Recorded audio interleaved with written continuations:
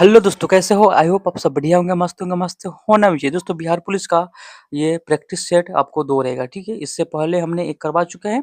अगर आपने नहीं देखा तो जाके देख लीजिए, आपके सुविधा के लिए प्लेलिस्ट बना होगा, वहाँ पे जाके सारे वीडियो को आप देख लीजिएगा, ठीक है? इससे पहले हमने प्रीवियस का भी क्वेश्चन करवा रहे हैं, तो वो भी जाके देख लीजिएगा। पिछले वर्षों में जो भी क्वेश्चन पूछ रहा है, सारे क्वेश्चन करवा रहे हैं, तो सिंपली जाके वो भी वीडियो ज़रूर देखिएगा, ठीक है? चैनल पे नए हैं, चैनल को सब्सक्राइब, वीडियो को लाइक, शेयर, कमेंट जरूर कीजिएगा। तो चलिए देर ना करते हुए हम वीडियो को स्टार्ट करते हैं और एक-एक प्रश्न का उत्तर देते चलिएगा, गलत हो या सही, ठीक है? और अच्छा लगा तो वीडियो को एक लाइक और शेयर कमेंट जरूर कीजिएगा, ठीक है? तो चलिए सबसे फर्स्ट नंबर क्वेश्चन है कि सर्वप्रथम यूरोपीय व्यापारी जो हिंद चीन आए थे वो कौन हो जाएंगे, बताइएगा?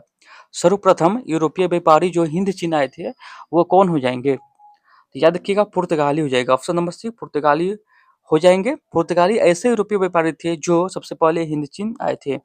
पुर्तगाली यात्री वास्को डी गामा ने 1498 में भारत के समुद्री मार्ग की खोज किया। भारत के समुद्री मार्ग यानी भारत का खोज कब हुआ? 1498 में हुआ था। किसने किया था? वास्को डी गामा ने किया था, याद रखिएगा, ठीक है? यहाँ पे ये इंपॉर्टेंट पॉइंट है, तो सिंपली ये इसको याद रखिएगा, ठीक है? पुर्तगाली ऐसे यूरोपीय व्यापारी थे जो सबसे पहले हिंद चीन आए थे। पुर्तगाली यात्री वास्को डी गामा ने 1498 में ईस्वी में भारत के समुद्री मार्ग की खोज किया, ठीक है? चलिए सेकंड नंबर, भारत भारत माता पुस्तक पुस्तक भारत माता पुस्तक कविता के रचनाकार है। भारत माता पुस्तक के रचनाकार कौन हो जाएगा, बताइएगा? भारत माता पुस्तक कविता के रचनाकार कौन हो जाएगा? तो याद रखिएगा, Sumitra Nand Pant. Option number B, Sumitra Nand Pant. Nand Pant Bharat Mata कविता के क्या है? रचनाकार है। इसकी प्रमुख रचनाएं गुंजन, चिदम्बरा, युगांत, सरोधुल्ली आदि है, ठीक है? याद रखिएगा। चलिए आगे देखते हैं। जलालगढ़ किला बिहार के किस जिले में स्थित है? जलालगढ़ किला बिहार के किस जिले में स्थित है, बताइएगा? जलालगढ़ किला बिहार के किस जिले में स्थित है? तो थर्ड का आंसर बताइएगा। याद रखिएगा, पूर्णिया में है। कहा है? तो पूर्णिया में है। ऑप्शन नंबर यहाँ पे सी से यूज हो जाएगा, ठीक है? जलालगढ़ किला मुगल काल के दौरान एक सैनिक छावनी थी। जलालगढ़ किला बिहार राज्य के पूर्णिया जिला में स्थित है। चलिए आगे देखते हैं। चौथा नंबर के प्रसिद्ध गीत है जो सारे जहां से अच्छा की रचना रचना किसने की थी? प्रसिद्ध गीत क्या है, बताइएगा? सारे जहां से अच्छा की रचना किसने की थी? तो याद रखिएगा, प्रसिद्ध गीत सारे जहां से अच्छा की रचना किसने की थी? तो याद रखिएगा, मोहम्मद इकबाल ने की थी, ठीक है? किसने किया? तो मोहम्मद इकबाल ने किया था। ऑप्शन नंबर यहाँ पे डी सही हो जाएगा। सारे जहां से अच्छा गीत की रचना उर्दू में मोहम्मद इकबाल ने की थी। भारत का राष्ट्रीय गान क्या है? जन गण मन है। भारत का राष्ट्रीय गान क्या है? तो जन गण मन है। और इसकी रचनाकार की बात करें, रविन्द्रनाथ टैगोर द्वारा लिखा गया है, ठीक है? भारत भारत का राष्ट्रीय गीत वंदे मातरम किसने लिखा? बैंकिम चंद्र चटर्जी द्वारा लिखा गया है, ठीक है? जनगण मन रविन्द्रनाथ टैगोर के द्वारा, और भारत का राष्ट्रीय गीत राष्ट्रीय गीत वंदे मातरम वैकिम चंद्र चटर्जी, ठीक है? तो ये आपको याद रखना है। चलिए आगे है। भारत का अंतिम मुगल शासक कौन था? भारत का अंतिम मुगल शासक कौन हो जाएगा, बताइएगा? भारत का अंतिम मुगल शासक कौन हो जाएगा, बताइएगा? भारत का अंतिम मुगल शासक कौन हो जाएगा? भारत का अंतिम मुगल शासक बहादुर शाह जफर सेकेंड था। यहाँ पे दिया गया है, ठीक है? बहादुर शाह जफर सेकेंड था, जिसने 1897 की क्रांति में भारतीय सिपाही को नेतृत्व किया था। 1897 की क्रांति के बाद अंग्रेजों ने जाफर को वर्मा भेज दिया, जहां उनकी मृत्यु हो गई। नोट, जाफर द्वितीय को निर्वासन की सजा सुनाने वाले जज का नाम मेजर हैरियत था। जो उसका जो क्या बोलते हैं, निर्वासन की सजा सुनाने वाले जज का नाम पूछा तो याद रखिएगा, इसका जज का नाम क्या है? तो मेजर हैरियत था, ठीक है? जहाँ क्या बोलते हैं, बहादुर शाह द्वितीय को, ठीक है? यानी सेकेंड को, ठीक है? अगला है, हिंदू महासभा के संस्थापक कौन थे? हिंदू महासभा के संस्थापक कौन थे, बताइएगा? हिंदू महासभा का संस्थापक की बात करिए, कौन हो जाएगा? तो Pandit Madan Mohan Malviya. Option number A यहाँ पे सही हो जाएगा। पंडित मदन मोहन मालवीय यहाँ पे ऑप्शन नंबर ए इसका सही हो जाएगा। सन 1915 में पंडित मदन मोहन मालवीय ने हिंदू महासभा का गठन किया था, याद रखिएगा, ठीक है। कब किया था? 1915 में। और 7 नंबर क्वेश्चन है कि गांधी जी ने अहमदाबाद से दांडी की यात्रा किस लिए की थी? गांधी जी ने अहमदाबाद से दांडी की यात्रा किस लिए की थी? तो याद रखिए, नमक कानून को तोड़ने के लिए। ऑप्शन नंबर बी, नमक कानून को तोड़ने के लिए किया था, याद रखिएगा, ठीक है।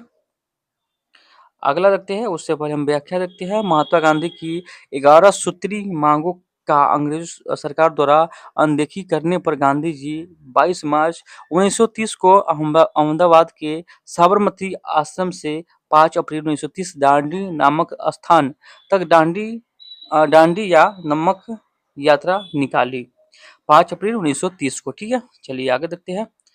तुम मुझे खून दो, मैं तुम्हें आजादी दूंगा, नारा किसने दिया? तुम मुझे खून दो, मैं तुम्हें आजादी दूंगा, नारा किसने दिया? किसने दिया? याद रखिएगा, Subhash Chandra Bose. Option number C, Subhash Chandra Bose. सन 1940 में आगरा के चुंगी मैदान में नेताजी सुभाष चंद्र बोस ने तुम मुझे खून दो, मैं तुम्हें आजादी दूंगा का नारा दिया था। इस नारे ने भारत की आजादी में अहम भूमिका निभाई थी, ठीक है। अगला है, मीराबाई किस काल की कवित्री थी? मीराबाई किस काल की कवित्री थी? मीराबाई जो थी वो भक्ति काल की कवित्री थी। ऑप्शन नंबर सी, मीराबाई भक्ति काल की कवित्री थी। चलिए अगला देखते हैं 10 नंबर क्वेश्चन। और सारे क्वेश्चन आपके लिए इंपॉर्टेंट रहेगा, तो सिंपली एक बार हो दो बार हो वीडियो देख आप याद कर लीजिएगा, ठीक है। ग्रहों की गति का संचालन होता है। ग्रहों की गति का संचालन होता है। ग्रहों के गति का संचालन होता है। केपलर के नियम द्वारा ग्रहों की गति का संचालन होता है। किसके द्वारा? केपलर के नियम के द्वारा। ऑप्शन नंबर बी, केपलर के नियम के द्वारा ग्रहों की गति का संचालन होता है, ठीक है, याद रखिएगा। ऑप्शन नंबर यहाँ पे बी सही हो जाएगा। अगला है, 1970 में जमशेदजी टाटा द्वारा टिस्को की स्थापना कहाँ की गई? 1907 में जमशेदजी टाटा द्वारा टिस्को की स्थापना कहाँ की गई? बताइएगा कहाँ की गई? याद रखिएगा यहाँ पे सक्ची बिहार में। ऑप्शन नंबर ए, साक्षी बिहार में। बिहार की जमशेदपुर में Tata iron and steel company limited की स्थापना 1907 ईस्वी में हुआ था, ठीक है। 1907 ईस्वी में जमशेद जी टाटा के द्वारा की गई थी, ठीक है, इसका स्थापना, ठीक है। अगला देखते हैं, नाइट्रोजन गैस वायुमंडल में कितना परसेंट में उपस्थित है? बताइएगा, नाइट्रोजन गैस वायुमंडल में कितने परसेंट में उपस्थित है? तो याद रखिएगा 78%। ऑप्शन नंबर डी, 78% में उपस्थित है, याद रखिएगा, ठीक है। अगला है, निम्नलिखित में से कौन सी रबी फसल नहीं है? निम्नलिखित में से कौन सी रबी फसल नहीं है? निम्नलिखित में से कौन सी है जो रबी फसल नहीं है? तो याद रखिए ज्वार हो जाएगा। ज्वार रबी फसल नहीं है। यहाँ पे व्याख्या देखते हैं, बाजरा, ज्वार, तिल, गवार, मक्का आदि खरीफ फसल है, ठीक है। बाजरा, ज्वार, तिल, गवार, मक्का आदि खरीफ फसल है। गेहूं, चना, सरसों आदि रबी फसल है, ठीक है। यहाँ पे याद रखिए, गेहूं, चना, सरसों क्या है? रबी फसल है, ठीक है। गेहूं, चना, सरसों ये हो जाएगा क्या? रबी फसल हो जाएगा यहाँ पे। और ये जो है रबी फसल नहीं है। चलिए, भारत का सबसे लंबा बांध कौन सा है? भारत का सबसे लंबा बांध कौन सा है? शायद आप जानते होइएगा कि भारत का सबसे लंबा बांध जो है हीराकुंड बांध है। भारत का सबसे लंबा बांध कौन है? हीराकुंड बांध, जो भारत के उड़ीसा राज्य में महानदी पर हीराकुंड बांध बना है। ये इंपॉर्टेंट है, आप याद रखिएगा। अगर पूछ दिया जाए कि हीराकुंड बांध किस नदी पर है, याद रखिएगा महानदी पर है। महानदी पर बना हुआ है। यह भारत का सबसे लंबा बांध है। भारत का सबसे ऊंचा बांध टिहरी बांध है। सबसे ऊंचा बांध क्या है? टिहरी बांध है। यह बांध भारत के उत्तराखंड राज्य के टिहरी के पास है, याद रखिएगा यहाँ पे। चलिए अगला देखते हैं। 15 नंबर क्वेश्चन है कि भारत में उष्णकटिबंधीय बांध सदाबहार बांध पाए जाते हैं, बताइएगा। भारत में उष्णकटिबंधीय बांध आपको सदाबहार वन पाए जाते हैं, बताइए कहाँ पाए जाते हैं? याद रखिएगा, असम में पाए जाते हैं। ऑप्शन नंबर सी, असम में पाए जाते हैं। भारत में उष्णकटिबंधीय बांध सदाबहार वन असम राज्य में स्थित है। असम की पहाड़ी पश्चिम घाट के पश्चिम ढाल और अंडमान निकोबार द्वीप समूह में पाई जाती है। ठीक है, याद रखिएगा ये असम में पाए जाते हैं। उष्णकटिबंधीय बांध और सदाबहार वन। ठीक है, चलिए अगला क्वेश्चन, वृष्टि छाया क्या है? वृष्टि छाया क्या है बताइएगा। वृष्टि छाया क्या है? एक ऐसा क्षेत्र जो अपेक्षाकृत रूप से धरातलीय अवरोध के प्रभाव से कम वर्षा क्षेत्र है। एक ऐसा क्षेत्र जो अपेक्षाकृत रूप से धरातलीय अवरोध के प्रभाव से कम वर्षा क्षेत्र है, उसे क्या बोलते हैं? दृष्टि छाया। क्या दृष्टि क्या छाया बोलते हैं? ठीक है, उसे क्या बोलते हैं? वृष्टि छाया बोलते हैं। ठीक है, ऑप्शन नंबर ए इसका सही हो जाएगा। ठीक है, चलिए अगला क्वेश्चन, भारत की स्थल सीमा की कुल लंबाई है। भारत की स्थल सीमा की कुल लंबाई कितनी है? भारत की स्थल सीमा की कुल लंबाई 15,200 किलोमीटर है। ठीक है, ऑप्शन नंबर यहाँ पे सी से हो जाएगा। यह सीमा पाकिस्तान, अफगानिस्तान, चीन, नेपाल, भूटान, म्यांमार और बांग्लादेश के साथ लगती है। भारत की जलीय सीमा की बात करें, यहाँ पे भारत की जलीय सीमा की बात करें तो 751 75,000 कितना यहाँ पे 75 यानी 7,516.6 किलोमीटर। ठीक है, यहाँ पे याद रखिएगा। ठीक है, अगला है, संघात्मक व्यवस्था का मुख्य लक्षण है। संघात्मक व्यवस्था का मुख्य लक्षण क्या है बताइएगा। संघात्मक व्यवस्था का मुख्य लक्षण क्या है? तो याद रखिएगा, प्रांतीय सरकार के सर्वोच्च होती है। प्रांतीय सरकार के सर्वोच्च होती है। या ऑप्शन नंबर यहाँ पे ए सही हो जाएगा। ठीक है, अगला है, सर्वोच्च न्यायालय के न्यायाधीश को पदयुक्त किया जा सकता है। सर्वोच्च न्यायालय के न्यायाधीश को पदयुक्त किया जा सकता है किसके द्वारा? तो संसद के दोनों सदनों के द्वारा। संसद के दोनों सदनों के द्वारा। अगला है, राजकोषीय नीति का संबंध है। राजकोषीय नीति का संबंध किससे है? तो सरकारी राजस्व और व्यय से। ऑप्शन नंबर ए इसका यहाँ पे सही हो जाएगा। ठीक है, राजकोषीय नीति का संबंध है सरकारी राजस्व और व्यय से। अगला है, भारत में दल बदल संबंधी मामले पर अंतिम निर्णय लेने का अधिकार है। भारत में दल बदल संबंधी मामले पर अंतिम निर्णय लेने का अधिकार किसके पास है बताइएगा। बताइएगा, लेने का अधिकार किसके पास है? 21 का आंसर बताइएगा यहाँ पे। तो चलिए 21 का आंसर यहाँ पे दिया गया व्याख्या में कि भारतीय संविधान की 10वीं अनुसूची एवं संविधान संशोधन 92 में दल बदल के प्रावधान का उल्लेख है। कृपया ध्यान दें कि भारत में दल बदल पर अंतिम निर्णय लेने का अधिकार किसका है? सदन के अध्यक्ष को है। किसका है? तो सदन के अध्यक्ष को है। याद रखिएगा, सदन के अध्यक्ष को है। अगला है, भारत में नागरिकों के मौलिक अधिकार का संरक्षण कौन करता है? भारत में नागरिकों के मौलिक अधिकारों का संरक्षण कौन करता है? तो याद रखिएगा, सर्वोच्च न्यायालय करता है। ऑप्शन नंबर डी, सर्वोच्च न्यायालय करता है। ठीक है, अगला है,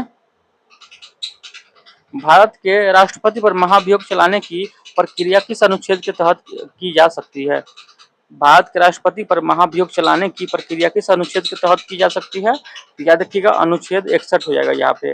अनुच्छेद 61 ऑप्शन नंबर यहाँ पे 20 से हो जाएगा। ठीक है, चलिए अगला है, राज्यसभा के पास लोकसभा के बराबर अधिकार है। राज्यसभा के पास लोकसभा के बराबर अधिकार प्राप्त है बताइएगा। राज्यसभा के पास लोकसभा के बराबर अधिकार है बताइएगा। यहाँ पे आंसर क्या होगा? संविधान के संशोधन में। ऑप्शन नंबर सी, संविधान के संशोधन में। अगला क्वेश्चन को चलते हैं, भारतीय संविधान का कौन सा भाग संविधान की आत्मा कहलाता है? भारतीय संविधान का कौन सा भाग संविधान की आत्मा कहलाता है? बताइएगा, संविधान की आत्मा जो कहलाता है वो क्या कहलाता है? तो याद रखिएगा, भारतीय संविधान की आत्मा प्रस्तावना को कहा जाता है। किसको? प्रस्तावना को बोलते हैं। उद्देश्य प्रस्तावना संविधान सभा में पंडित जवाहरलाल नेहरू ने रखा था। याद रखिएगा, यहाँ पे ऑप्शन नंबर बी हो जाएगा, उद्देशिका हो जाएगा। ठीक है, यहाँ पे उद्देश्य प्रस्ताव संविधान सभा में पंडित जवाहरलाल नेहरू ने रखा था। वर्तमान संविधान की प्रस्तावना का आधार उद्देश्य प्रस्ताव ही है। प्रस्तावना का आधार उद्देश्य प्रस्ताव ही है, याद रखिएगा। चलिए अगला देखते हैं, भारत के राष्ट्रपति को मौलिक अधिकार के प्रवर्तक के निलंबन का अधिकार प्राप्त है। भारत के राष्ट्रपति को मौलिक अधिकारों के प्रवर्तन के निलंबन का अधिकार है। तो किस अनुच्छेद में? तो अनुच्छेद 359 में। ऑप्शन नंबर बी, अनुच्छेद 359 में।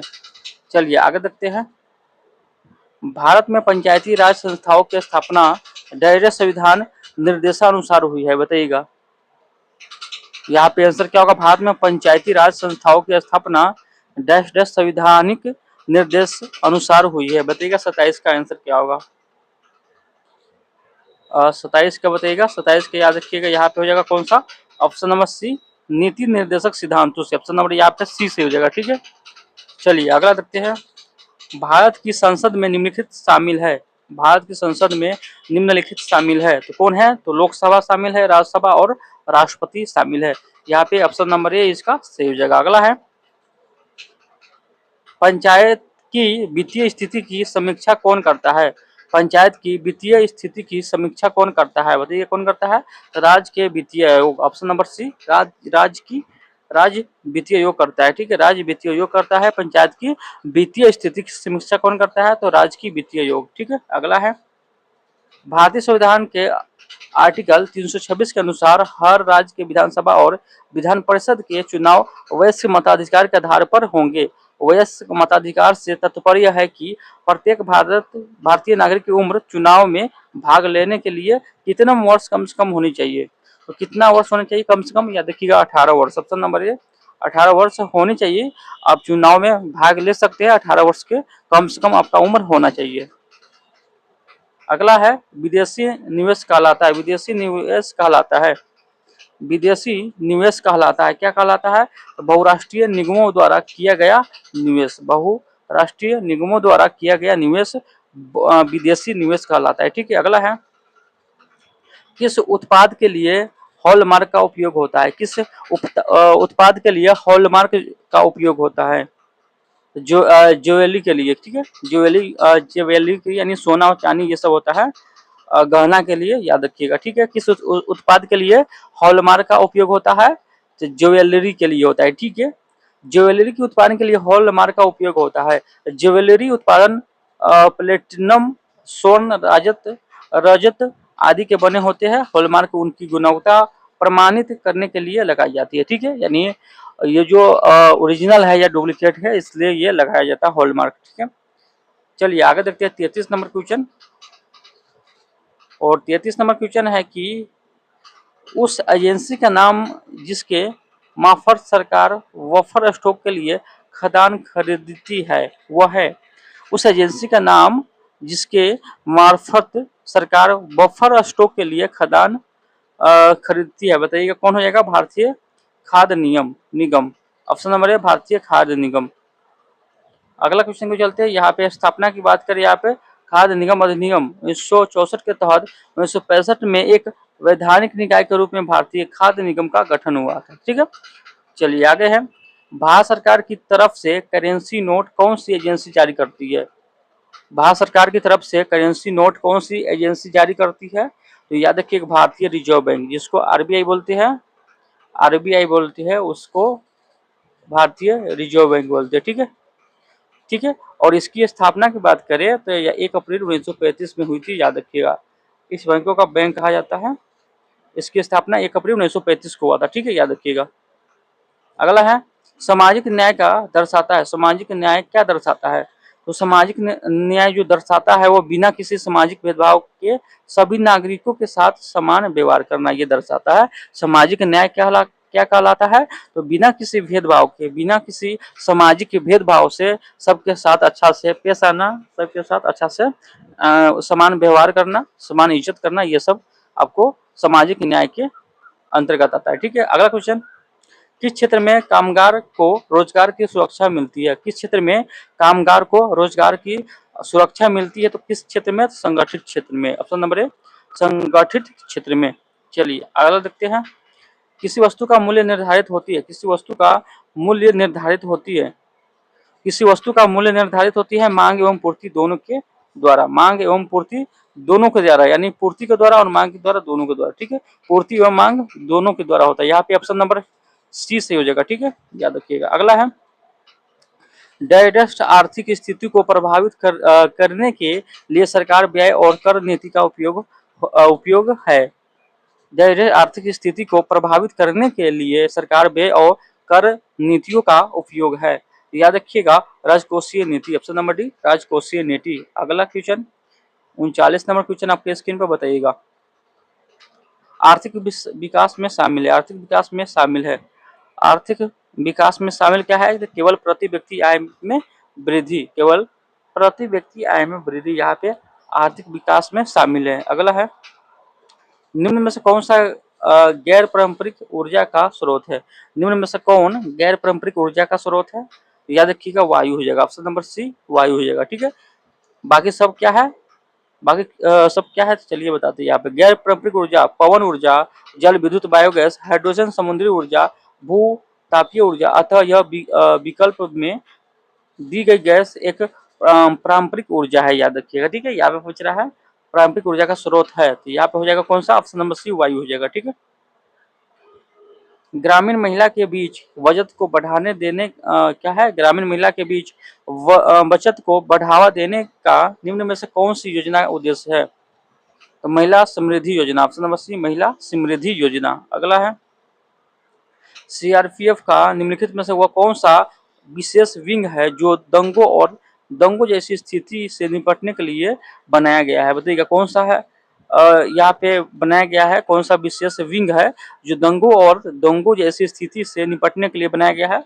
याद रखिएगा rapid action force, rapid action force, rapid action force, जिसको रैपिड एक्शन फोर्स कहते हैं। सीआरपीएफ का विशेष विंग जो दंगों जैसी स्थिति को निपटाने व देश की आंतरिक सुरक्षा के लिए 1992 में रैपिड एक्शन फोर्स का गठन किया गया है। कब? तो 1992 में। ठीक है, अगला है निम्नलिखित में कौन सा लंच हाउस मिशन चंद्रयान 2 में उपयोग किया गया था? निम्नलिखित में से कौन सा लंच वाहन मिशन चंद्रयान 2 में उपयोग किया गया था?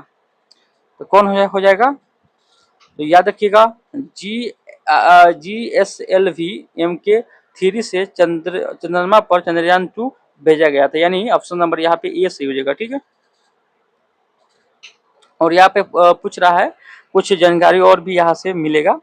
14 जुलाई 2023 को लॉन्च किया गया चंद्रयान 3 को, 14 जुलाई 2023 को लॉन्च किया गया। कब किया गया? इंपोर्टेंट याद रखिएगा। चंद्रयान 3 को 14 जुलाई 2023 को लॉन्च किया गया, जो चंद्रमा पर 23 अगस्त 2023 को सफल लैंडिंग कर चुका है। तो ये इतना आपको याद रखना है। ठीक है, इतना आपको याद रखना है। ठीक है, चलिए आगे देखते हैं।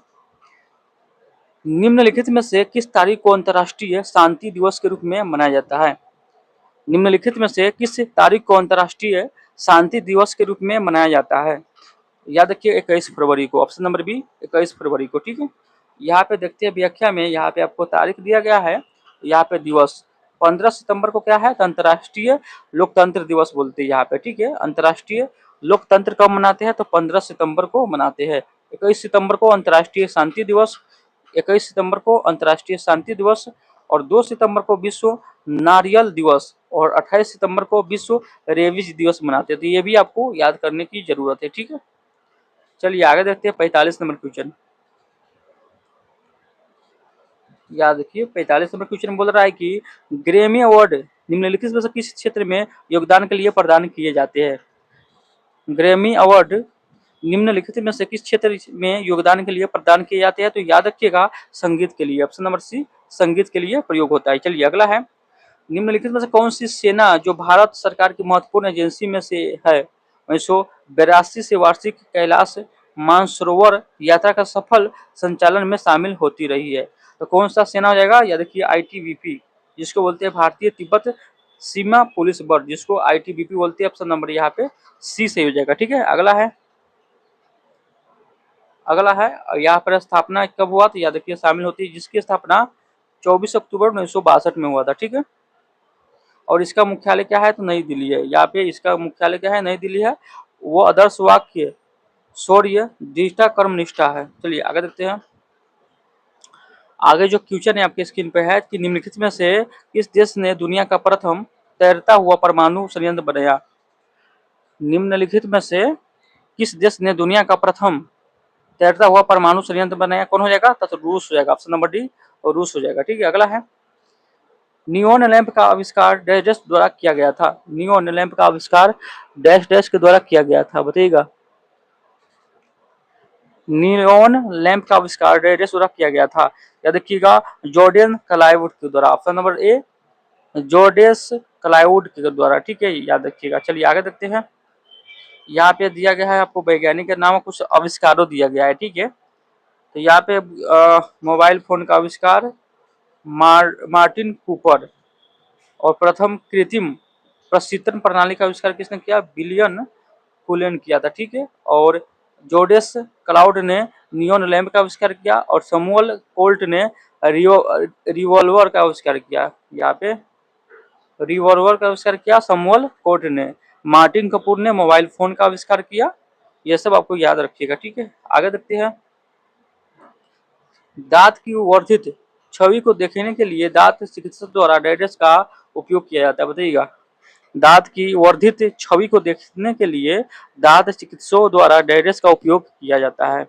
याद रखिएगा अवतल दर्पण को। ऑप्शन नंबर ए अवतल दर्पण का उपयोग होता है। अगला क्वेश्चन, फ्रैंक हीटल द्वारा निम्न में से किसका आविष्कार किया गया है?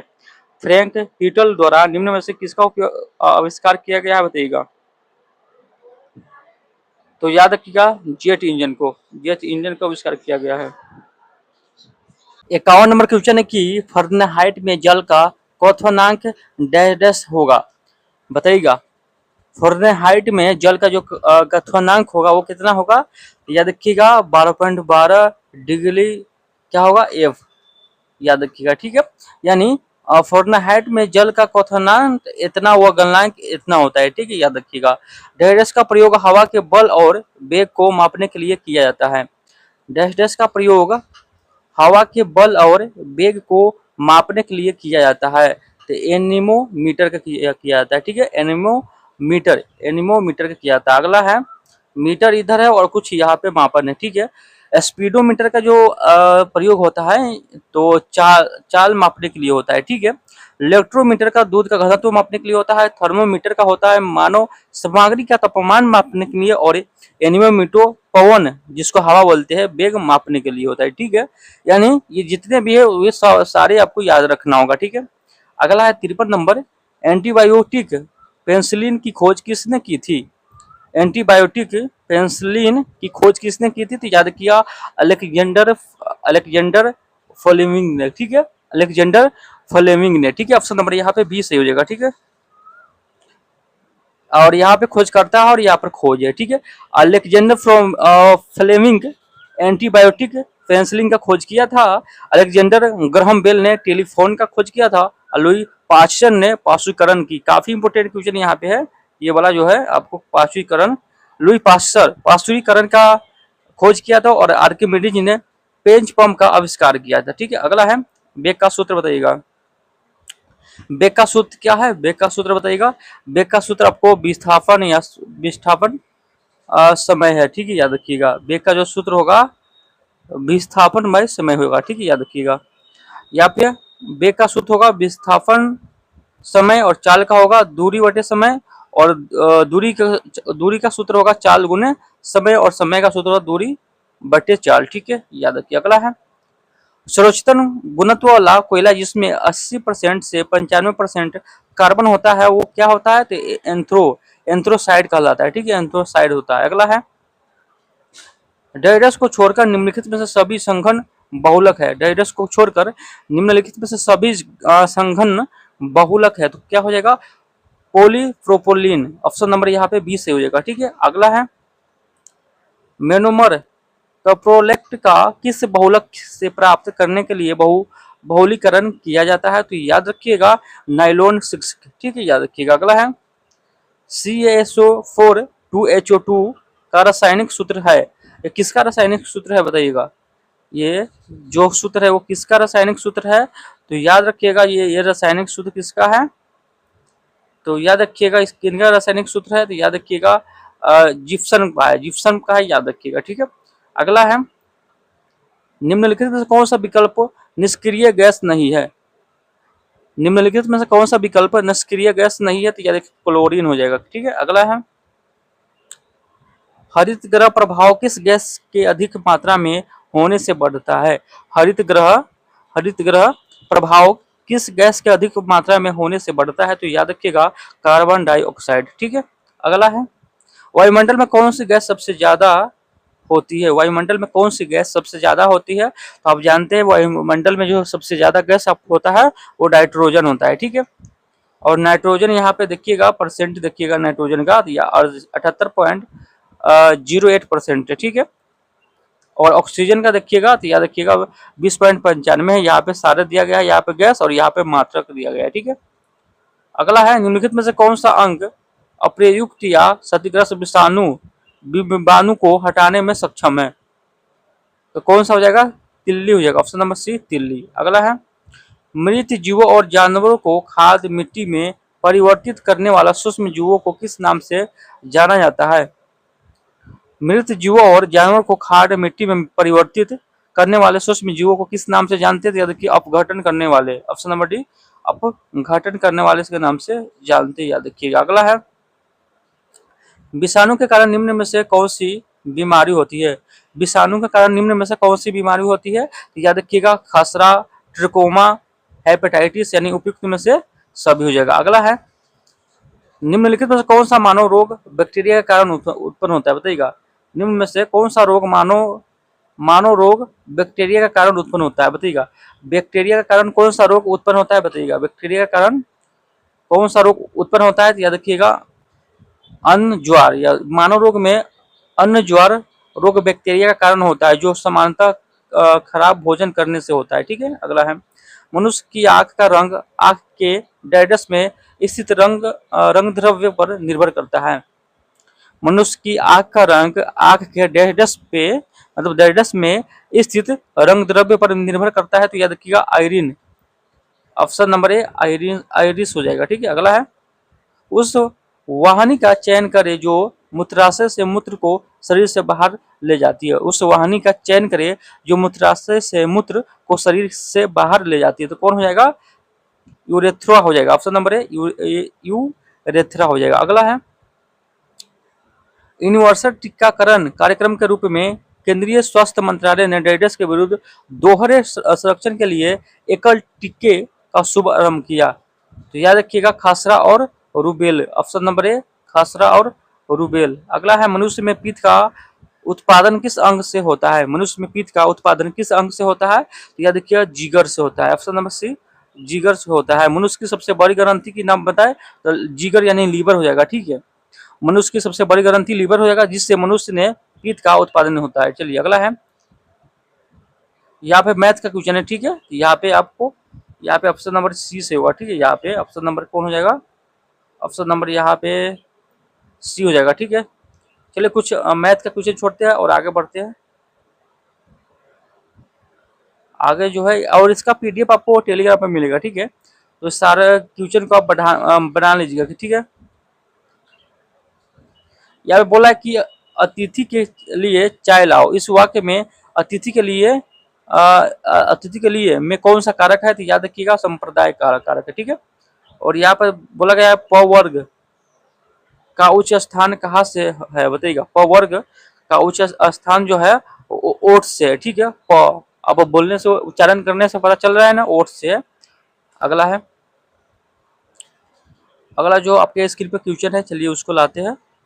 और यहाँ पे दिया गया है 83 नंबर क्वेश्चन, निम्न में से कौन सा शब्द पुल्लिंग है? निम्न में से कौन सा शब्द पुल्लिंग है? बताइएगा। या देखिएगा, बुढ़ापा है जो पुल्लिंग है, ठीक है।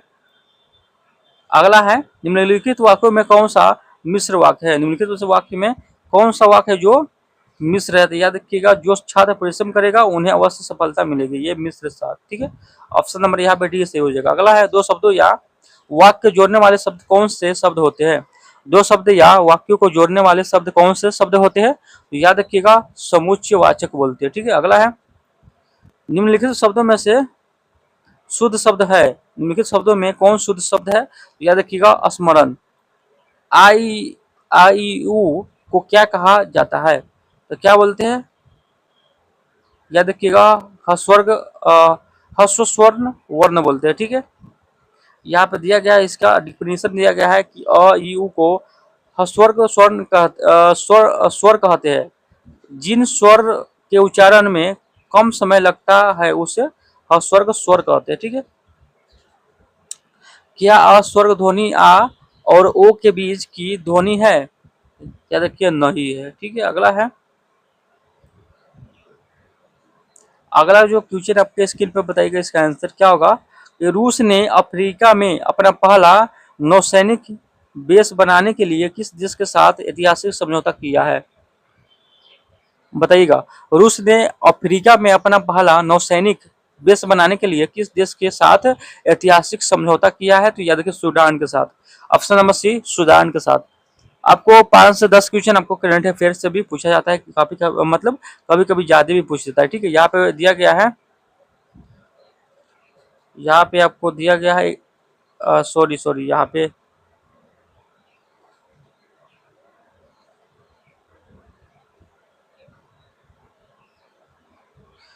पे है कि आर्टिक कपिल के रूप में, यहाँ पे है आर्टन कैपिटल के 2025 पासपोर्ट इंडेक्स के अनुसार भारत की रैंक क्या है? या देखिए 67वीं है। ठीक है, तो यहाँ पे कुछ नंबरिंग गलत दे दिया है। ठीक है, यहाँ पे कुछ नंबरिंग गलत है, चलिए इसके हम देखते हैं। उसके बाद आगे जो है आपको स्क्रीन पर, भारतीय नौसेना ने दिसंबर 2025 में किस स्थान पर अपने दूसरे MH-60R हेलीकॉप्टर स्क्वाड्रोन को कमीशन किया? तो याद रखिएगा विशाखापट्टनम में हुआ था। ठीक है, और अगला है, भारत एथेनॉल उत्पादन में विश्व स्तर पर किस स्थान पर है? भारत इथेनॉल उत्पादन में विश्व स्तर पर कौन सा स्थान पे है? तो याद रखिएगा तीसरा स्थान पे। ठीक है, तीसरा स्थान पे। तो चलिए यहाँ पे आपको 100 क्वेश्चन आपको समाप्त होता है, और अगला वीडियो में सेट 3 देखेंगे। ठीक है, और इससे पहले हम प्रीव्यू ईयर्स करवा रहे हैं। ठीक है, इससे पहले जो प्रीव्यू ईयर्स है, पिछले वर्षों में जितने में क्वेश्चन पूछा गया है सारे क्वेश्चन करवा रहे हैं। अगर वो वीडियो आपने नहीं देखा तो जाके देख लीजिए।